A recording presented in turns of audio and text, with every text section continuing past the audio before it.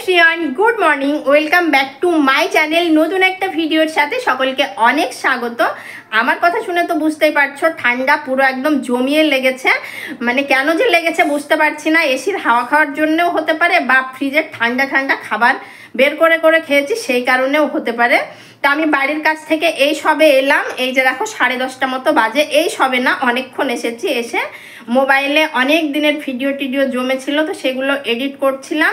আর আমার না 10:30 বাজতে বাজতে তোমার দুবার চা খাওয়া হয়ে গেছে। আমি মিস্ত্রিদের কাছে গেছিলাম, তখন একবার খেয়ে গেছে। আর এই যে এখন আহিল ঘুম থেকে উঠলো, তো ওকে চা বানিয়ে দিলাম, আমি নিজেও চা খেয়েছি। আবারও তোমার 12টার সময় মিস্ত্রিদের জন্য চা করে নিয়ে যাব, তখন আরও একবার খাবো। মানে সারা দিন ধরে চাই খেয়ে যাচ্ছি গলাটাকে ঠিক করার জন্য। আহিলও সকালবেলা উঠে দেখছি কাশছে, ওরও ঠান্ডা ঠান্ডা লেগে গেছে। এই যে বিছানা দেখো, এই যে বিছানা টিছানা সমস্ত পড়ে রয়েছে। বিছানাটা আমি তুলিনি, এখনো তুলবো। রান্নাবান্নার আজ যদিও চাপ নেই, কেননা আহিলের পাপা কাল গেছে, ওর 26 তারিখে ভোটের ডিউটি পড়েছে, তো একদিন আগে চলে গেছে। তো যে কারণে কাল রান্নাবান্না করেছিলাম, খাবার দাবার অনেকটাই রয়ে গেছে। রাত্রিবেলা করে বিরিয়ানি আনা হয়েছিল, সেগুলো খেয়েছি, খানিকটা রয়েছে, আহিলকে দেবো। তো এই কারণে রান্নাবান্নার অতটা চাপ নেই। চলো আগে রান্নাটা তোমাদের দেখাই। আর এখানে সমস্ত কালকের রান্নাবান্না একটু একটু করে থেকে গেছে। এই যে এখানে টমেটোর চাটনি, এটা কাঁচকলার ঝোল, আর এটা হচ্ছে দই, আর এখানে রয়েছে এই যে লাল লাল, এটা ক্ষীরমোহন, আর এটা কিন্তু কমলাভোগ। সাইজটা কিন্তু এই বড় বড়, মানে কি আর বলবো, 3-4 বারেও একটা রসগোল্লা শেষ করার মতো না। আর এখানে কাঁঠালের তরকারি রয়েছে, ভিন্ডি ভাজা রয়েছে, আর একটুখানি ডিমের অমলেট, আর এখানে স্যালাড। মানে কাল ওর পাপা যেহেতু চলে গেছে মানে ভোটের ডিউটিতে, তো রান্নাবান্না করেছিলাম, ও একটুখানি করে নিয়েও গেছে রুটি তরকারি। তো বুঝতেই পারছো সমস্ত খাবার দাবার রয়েছে বলে আমার সকালবেলা থেকে রান্নার চাপটা নেই। আর এখানে কালকের ভাতও রয়ে গেছে। এই যে ভাতটা একটু গরম করলাম, আর আহিলের এখানে রয়েছে বিরিয়ানি, তো ওকে আমি বিরিয়ানিটা খাইয়ে দেবো। দুটোই গরম হয়ে গেছে। আর কালকে পড়েছিলাম আর এক সমস্যায়, কি সেটা তোমাদের চলো দেখাই আমি। তো চলো এবারে তোমাদের বলি যে কাল কি হয়েছিল এক্স্যাক্টলি। মানে এত ভয় পেয়ে গেছিলাম কি বলবো তোমাদের। কালকে ওর পাপা ওকে দুপুরবেলা করে নিয়ে গেছিল চুল কাটাতে। এই যে দেখেই বুঝতে পারছো চুল কাটিয়ে নিয়ে এসেছে। তো আসার পর থেকে ও বলছে মানে এখানে ব্যথা। তো আমি ভাবছিলাম এমনি হয়তো ছোটাছুটি করে সেই কারণে ব্যথাটা হয়েছে। মানে ও এসেই বলল পাপা আমাকে সিঁড়িতে হাত ধরে টানছিল, তো আমার এখানে লেগেছে। তো আমি ভাবলাম হয়তো একটু লেগেছে। তো সন্ধ্যাবেলায় বাড়ির কাছে গিয়ে ওখানে অনেক বাচ্চা মাহি ওদের সঙ্গে ধরো ছোটাছুটি করেছে, করে ওর লাগাটা এত বেশি হয়ে গেছে যে ও এরম বুক ধরে বসে গেছে, না আর উঠছে না আর কিছু করছে, রীতিমতো মানে কান্না শুরু করে দিয়েছে। দেখে তো পুরো ভয় পেয়ে গেছি। আর আহিলের পাপাও কাল চলে যাবে, ওর 26 তারিখে ভোট, তো আগের দিন চলে যেতে হবে, বুঝতেই পারছো ভোটের ডিউটিতে। এবার রাত্রে যদি বেশি হয় তো এই ছেলে নিয়ে তো আমার মহা জ্বালা হবে। তো ওর পাপা মোটামুটি 8টার দিকে বাড়ি থেকে বেরোতো, তো 6টার সময় আমি বললাম চলো ওকে নিয়ে ডাক্তারের কাছে যাই, দেখিয়ে আনি কি হলো না হলো। তো হাসপাতালে গিয়ে এমার্জেন্সিতে একটা ডক্টর ছিল, তো কি আর বলবো, তার কথা নাই বা বললাম। মানে না ঠিক করে দেখলো না কিছু করলো, বলছে আমি কি লাগেনি। বাবা সিঁড়ি থেকে এরকম হাত ধরে ছিল দিয়ে এরকম এরকম করে মানে সিঁড়িতে দৌড়ে বসো। ওর পাপা ওর হাতটা ধরে সিঁড়িতে ধরে একটু তাড়াতাড়ি করে দৌড়ে নেমেছে। আর তার জন্য তার বাচ্চাদের যিনি হাড় বুঝতেই পারছো হয়তো কোথাও একটু চোটফোট পেয়েছে। তো তুমি চুপ করো, আমাকে বলতে দাও। তো যেটা বলছিলাম, হাসপাতালে গিয়ে একটা ডক্টর এমার্জেন্সিতে ছিল, তো বলছে আমি কি বাচ্চাদের ডক্টর না, বাইরে বাচ্চাদের ভালো ডাক্তার দেখাও। তো এখন রাত্রিবেলা হুটহাট করে কোথায় ডাক্তার পাবো বলো। তো অনেক খোঁজার পর একটা হাড়ের ডাক্তার পেয়েছিলাম, তো তার কাছে টিকিট নিয়ে তাকে দেখালাম। তো দেখলো। আর আমি বাড়িতে এসে না ওকে একটা ব্যথার মহলম যখন এরকম করে ডোলে লাগাচ্ছিলাম, আর ও সেই চিৎকার করে কাঁদছিল। আমি তো ভাবছিলাম মনে হয় হাড়টার উঠে গেছে, প্রচুর ভয় পাচ্ছিলাম। তো ডক্টরের কাছে গিয়ে এই যে দেখছো ডক্টর একটা ঔষধ দিয়েছে, ঔষধ বলতে স্প্রে। তো এই স্প্রেটা না ভীষণ কাজের। এই যে এইটুকু একটা স্প্রের দাম তোমার 317 টাকা নিয়েছে। এটা আমাদেরও ইউজ করা হবে কোথাও ব্যথা ট্যাথা হলে। তো এই আমাকে একটা ওষুধ দিয়েছে। তো এই স্প্রেটা 2বার করে লাগাতে বলেছে। একবার লাগিয়ে অনেকটা ব্যথা আছে এখন আর না। ওর ওই এই ওষুধটা খেয়ে ব্যথা একটু কমে গেছে। তো এইটা না, এইটা খাওয়ার ওষুধ দেয়নি, জাস্ট স্প্রেটা দিয়েছে ব্যথার লাগানোর। আর এইটা জ্বর, গিয়ে দেখি গায়ে দুম জ্বর, তোমার গা পুড়ে যাচ্ছে। যে এখন আবার একটু গরম হচ্ছে রাত্রিবেলায়, তোমার 8টার দিকে খাইয়ে ওষুধ খাইয়ে ঘুম দিয়েছিলাম, রাত্রিবেলাটা ডিস্টার্ব করেনি, শান্তিতেই ঘুমিয়েছে। এখন আবার বিরিয়ানিটা খাইয়ে এই যে জ্বরের ওষুধ ক্যালপেল 250, তো এটা ওকে এখন বাবু বলেছে যে কিছু ভাত নারে বিরিয়ানি খেয়ে দাঁড়াও না, আর বের করো না। এই জ্বরের ওষুধটা খেতে হবে, তাহলে জ্বর ঠিক হয়ে যাবে। তো আবার খাইয়ে দেবো। আর জানোই তো জ্বর ঠান্ডা লাগা এগুলো কিন্তু একদিনে সারে না, সারতে 2-4 দিন সময় লাগে, গাটা আবারও গরম হচ্ছে। তো আমি সকালবেলা সেই কারণে বাড়ির ওখানটায় গিয়েছিলাম, তোমার চাবি দিয়ে 2 মিনিটও দাঁড়াইনি, আমি বাড়ি চলে এসেছি, ওর শরীরটা যেহেতু খারাপ। তো আবারও যাব 12টার দিকে মোটামুটি, একটুখানি চা করব, করে নিয়ে দিয়ে আসবো। আর সেন্টারিংয়ের কাজ অনেকটাই হয়ে গেছে, তোমাদের দেখাবো। মানে এই 2 দিন একটু দেখানো হয়নি, 2 দিন ধরে সেন্টারিং কিন্তু স্টার্ট হয়ে গেছে, আজও চলছে, আজকে গিয়ে তোমাদের দেখাবো। আর আরেকটা জিনিস চলো দেখাই, এই যে আমার কাঁথা। তো কাঁথাগুলো দেখো, সেই যে কাঁথা করেছিলাম এগুলো সেলাইও হয়ে গেছে, আর কি সুন্দর লাগছে দেখতে দেখো। তবে কাঁথাগুলো না কি বলবো তোমার একটুখানি ছোট হয়ে গেছে। আমি আম্মুকে বলেছিলাম যে খুব যেন না বড় হয়, কেননা খাটে যেটা পাড়া আছে ওটা খাটের থেকে একটু বড় করেছিল, কিছুদিন পাতার পর কাঁথাটা এতটা হয়তো বড় ছিল, এতটা বড় হয়ে গেছে। তো আমি বলেছিলাম খাটের মাপে যেন সেম হয় বা একটু ছোট হয়। তো এমন করে মাপ নিয়েছে, প্রায় এতটা মতো ছোট হয়ে গেছে খাটের চাইতে, 6x7 খাটের চাইতে। আর সবগুলো আমার খাটের মাপে করা, তো যাকে ছোট হলে কোনো সমস্যা নেই, বড় হলেই সমস্যা তোমার। তো এই গেল এক পিঠ। আর এই যে এই শাড়িটা আম্মু পরছিল, মানে এত ভালো লেগেছিল, আম্মুর কাছ থেকে নিয়েছিলাম, নিয়ে যে কাঁথার মানে উপরের যে ঢাকনা বলে, তো সেইটা করে নিয়েছি। এই গেল একটা। ক্যাথাকে কেউ ঢাকনা বলে? কি বলে?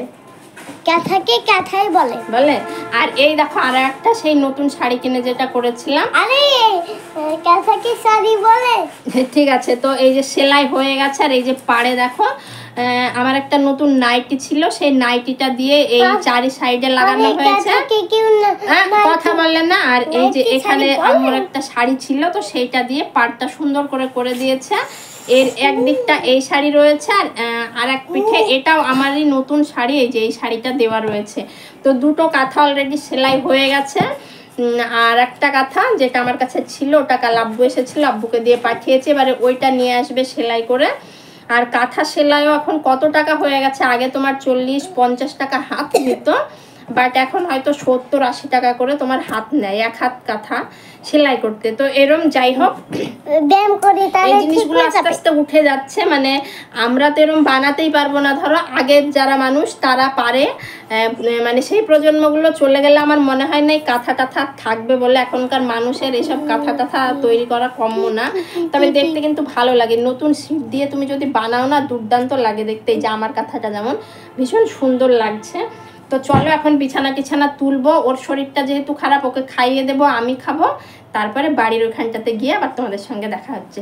চলো, তোমাদের তো বললাম যে বাড়ির ওখানটায় গিয়ে তোমাদের দেখাবো সেন্টারিং এর কাজ কত দূর হয়েছে। ভিডিও করেছিলাম সেই মতো, কিন্তু জানি না কি কারণে হঠাৎ করে দেখছি ক্লিপটা নেই, হয়তো বা আমার কাছে বা হিলের কাছে, যে কারোর কাছে ভিডিও ক্লিপটা ডিলিট হয়ে গেছে। তো কি করব, এটা আবার একদিন পরের ভিডিও আমি গিয়ে তোমার আবার করেছি। আর দেখতেই পাচ্ছ প্রায় মোটামুটি আমার সেন্টারিং কমপ্লিট বলতে পারো, 80%ই কমপ্লিট হয়ে গেছে। জাস্ট কিছু জায়গা তোমার ফাঁকা রয়েছে, সেখানে তক্তা মারবে বা কার্টুন কিনে আনা হয়েছে, কিছু জায়গায় কার্টুন দেবে। আর একটুখানি সেন্টারিং বাকি রয়েছে, সেটা তোমাদের দেখাচ্ছি। আর এইগুলোতে তোমার ওয়াল বিম বসবে, মোটা একদম 1 ফুটের ওয়াল বিম। তো সেই জন্যে এই কাজগুলো করা রয়েছে। আর এই কাজটা বাকি রয়েছে, এই যে রাস্তার এই সাইডে তোমার ক্যান্টিলিভার বাড়াতে হবে, সামনের দিকে অলরেডি ক্যান্টিলিভার বেড়ে গেছে দেখতেই পাচ্ছ। আর এই সাইডে এই যে বিমের জায়গাগুলো করা রয়েছে, এখানে এবার ক্যান্টিলিভার বাড়িয়ে তারপরে কিন্তু আমাদের তক্তা মারার কাজ পুরো কমপ্লিট হবে। তারপরে 2-3 দিন ধরে হয়তো বা রড বাঁধাবাঁধি এই কাজগুলো চলবে। বাট এত রোদ আর এত গরম, মিস্ত্রিরা তো বলছে যে রড দিনের বেলা বাঁধতে পারবে না, মানে সেরম যদি হয় তো রাত্রে হ্যালোজিনের ব্যবস্থা করে রাত্রে রড বাঁধার মানে ব্যবস্থা করতে হবে। আর আমি আজকে প্রথম উঠেছি, কেননা এই তক্তাটা না মারা ছিল না, এই জাহিল যেই দিক দিয়ে নামছে, তো এই তক্তাটা আজ মেরেছে। তো আজ আমি প্রথম উঠেছি ছাদে, কি একটা অন্যরকম ফিলিংস বলতে পারো, অন্যরকম ভালো লাগা কাজ করছিল। তো আমি এখানে বেশ অনেকক্ষণ বসেছিলাম, আর যেহেতু ফাঁকা মাঠ না, খুব সুন্দর কিন্তু বাতাস দেয়, একটুখানি বাতাস হলেই বেশ ভালো বাতাস দেয়। আর এইদিকে আহিলের পাপাও অলরেডি চলে এসেছে বাড়ি থেকে, যেহেতু এটা একদিন পরের ভিডিও, তো বুঝতেই পারছো।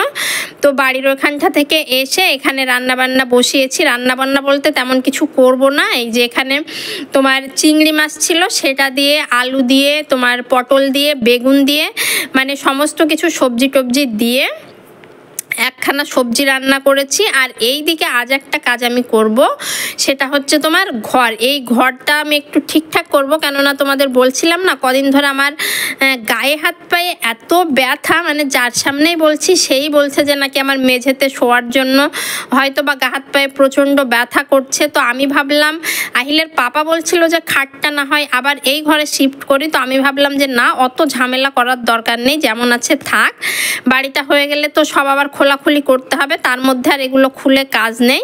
তো আমি একটা মাথা দিয়ে বুদ্ধি বের করেছি, কি সেটা তোমাদের দেখাচ্ছি। তো ভাবলাম ঘরটাকে যখন একটু নতুন করে ঠিকঠাক করব, তো চলো ঘরের সমস্ত ঝুল টুল ছেড়ে ফেলি।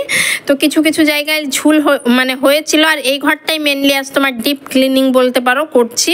তো আহিল আমাকে এই যে ঝুল ঝাড়া লাঠিটা এনে দিল, তো ওটা দিয়ে মাকড়সার জাল টাল যা ছিল সমস্ত একদম ধুয়ে মুছে সাফ করে দিয়েছে। আর এই যে ঘরের অবস্থাটা দেখো, এত নোংরা চারিদিকে, এত ধুলো বালি ঝুল পড়ে, মানে এমনি ঘরে না, খালি ঘরে বোঝা যায় না, যেদিন ঝুল ঝাড়ি সেই দিনই দেখবো এক গাদা গাদা করে তোমার নোংরা বেরোচ্ছে। তো জানালা টানালা সমস্ত কিছু আমি সুন্দর করে ঝেড়ে নিচ্ছি। এখন আমাদের ঠিকানা এই ঘরটা, ভাগ্যিস এসিটা ছিল, নইলে এবার গরমে বোধহয় মারাই পড়ে যেতাম। আর আরেকবার যদি এসিটা কিনে না নিতাম না, এবার আমি গ্যারেন্টি দিয়ে দিচ্ছি তোমার এবার কেনা হতো না, যেহেতু এবারে বাড়ির কাজে হাত দিয়েছি, বুঝতেই পারছো বাড়ির কাজ শুরু মানেই গাদা গাদা টাকা ওখানে ইনভেস্ট হয়। তো এসিটা সত্যি কথা বলতে কি কেনাই হতো না, আর একবার কিনে নিয়েছিলাম, ভালো করেছি।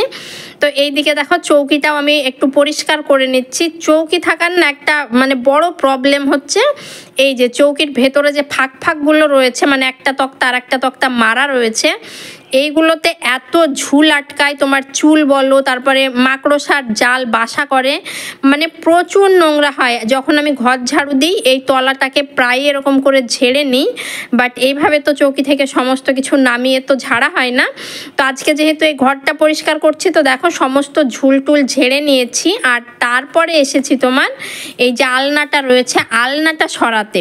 তো এটা সরিয়ে আমার মাথা পুরো খারাপ হয়ে গেছে। এর তলাতে আহিল মানে যত যা আমার ক্রিম বলো, চিরুনি বলো, একটা নতুন টিপের পাতা যেটা আমি খুঁজে পাচ্ছিলাম না, সমস্ত কিছু ওইদিকে ফেলেছে। তো সেইগুলো সমস্ত বের করে আলনার পিছনটা আগে আমি মুছে নিয়েছি, তারপরে আমি ঘরটা সুন্দর করে ঝাড়ু দিয়ে এই যে দেখো ঘরটাকে মুছে দিচ্ছি। আমার এখনও ডাইনিং, রান্নাঘর, ও ঘর কোনো কিচ্ছু হয়নি। এই ঘরটাকে আগে পরিষ্কার করব, তারপরে এই ঘরের যে কি ব্যবস্থা করছি সেটা তোমাদের সঙ্গে শেয়ার করছি। সেই ব্যবস্থাটা করে তারপরে আমি বাইরের কাজে হাত দেব। তো ফাইনালি আমার ঘর একদম শুকিয়ে গেছে। আর এইবারে আমি ওই খাটের যে একটা মোটা তোষক পাতা রয়েছে, এত ভারী, মানে তোষকটাকে আমার একা একা টানতে এত কষ্ট হচ্ছিল। এদিকে ওর পাপাও নেই, ওর পাপাও গেছে তোমার বাড়ির কাছে। তো আমি একটু তোষকটাকে বাড়িয়ে বাড়িয়ে, ধুলো ময়লা যদিও অত নেই, তোষকটা নতুনই বানানো, হয়তো বা 2-1 বছর হবে, তো তোষকটাকে সুন্দর করে ঝেড়ে নিয়ে এলাম। এই বিছানাটাকে আমি এখানে পার্মানেন্ট করে দিচ্ছি, তোমার প্রত্যেক দিন তুলবো না, সপ্তাহে একদিন করে তোষকটাকে তুলে মানে এই জায়গাটা মুছে দেবো। এই জায়গাটাও তো প্রত্যেক দিন তুলে তুলে ভাবে মোছা সম্ভব নয়, যেহেতু তোমার তোষকটা অনেকটাই ভারী। তো তোষকটা পাতার পর এর উপর একটা বড় কাঁথা তোমার খাটের মাপের, তো এই কাঁথাটা পেতে নেব, তার উপর একটা তোমার বেডশিট পেতে দেবো, তাহলে হয়তো গা হাত পায়ে ব্যথা হবে না। এটা মেনলি করেছি তোমার ওই গায়ে প্রচণ্ড ব্যথা হয়, সেই কারণে নিচে শোয়ারও তো তোমার অভ্যেস নেই, যে কারণে হতেও পারে হয়তো বা। আর নিচের শুলে না প্রচণ্ড ঠান্ডা লাগে, যেহেতু এসি চলে তো তোমার মেঝে থেকেও সেই ঠান্ডাটা ওঠে বেশ, মানে একটুখানি এসি চলার পর শীত শীত শুরু করে, তো সেই কারণে এই ব্যবস্থা করলাম। আর এখন তো মানে সকাল দুপুর রাত্রি মানে যেটাই বলো না কেন এই ঘরে আমাদের ঠিকানা একমাত্র, মানে যতক্ষণ আমি কাজ করি ততক্ষণ আমি বাইরে। আর দিনের বেলাটা এত গরম, মানে আমি এত হুটোপাটা করে কাজ করি যে আমার কাজ কতক্ষণে শেষ হবে আর আমি একটু শান্তি করে এসে তোমার এই বিছানাটাতে আরাম করে শুতে বসতে বা একটু শুতে পারবো, এইরকম ধরো আমার মানে চিন্তা ভাবনা। তো যাই হোক, একটা সুন্দর করে দেখো বেডশিট পেতে নিয়েছে আর অনেকটা বড় একটা বিছানা হয়ে গেছে, 4-5 জন কিন্তু শোয়া যাবে, স্পেসটা অনেকটাই বড়। আর আমার এই খাটের অবস্থা তো দেখতেই পাচ্ছ, এখান থেকে বেচারা তোষককে টেনে নিয়ে আমি ওই ঘরে গিয়েছি, তবে না তোষকটা তুলে ফেলার পর এই খাটটা আর আগের মতো গরম হয় না, অনেকটাই ঠান্ডা থাকে রাত্রের দিকে। হয়তো বা একটুখানি এসে এখানে শুলাম তো আগের মতো অত গরম লাগে না, মানে যত গরম সমস্ত তোমার ওই তোষকটা থাকার কারণেই লাগতো। তো ওর খাটের ওপর একটা আমি বেডশিট পেতে নিলাম। আর তারপরে এই যে ওর পাপার জামা টামা আর আমার ওই জানালাটাতে তোমার এই পলুটা দিয়েছিল অনেক দিন ধরে, প্রায় 6-7 দিন ধরে, তো যেহেতু একটু ঝুলটুল ঝাড়লাম তো তোমার নোংরা পড়েছে, তো এইটা কেচে দিয়েছি। এবার না ঠান্ডা চলে যাওয়ার পর এই পোলোটার তোলা হয়নি, কেননা এসি চলে যেহেতু এটার প্রয়োজন হয়, ঠান্ডা লাগে তো এটা আমাদের গায়ে চাপা দিতে লাগে, তো এটা আমি এখানে বাইরেই রাখবো, এবছরটা বাইরেই থাকবে। আর এইদিকে আহিলকে অলরেডি আমি খেতে দিয়ে দিয়েছি, দেখতেই পাচ্ছ ও অলরেডি খাওয়া স্টার্ট করে দিয়েছে, আর আমি এইদিকে আমার কাজবাজগুলো করছি। তো যাই হোক, আজকের ভিডিওটা এই পর্যন্ত, দেখা হচ্ছে নেক্সট কোনো ভিডিওতে, ততক্ষণ পর্যন্ত ভালো থেকো, সুস্থ থেকো। আর কেমন লাগলো আমার আজকের ভিডিওটি অবশ্যই কমেন্ট করে জানিও, যদি ভালো লাগে লাইক কমেন্ট শেয়ার করে দিও। টাটা।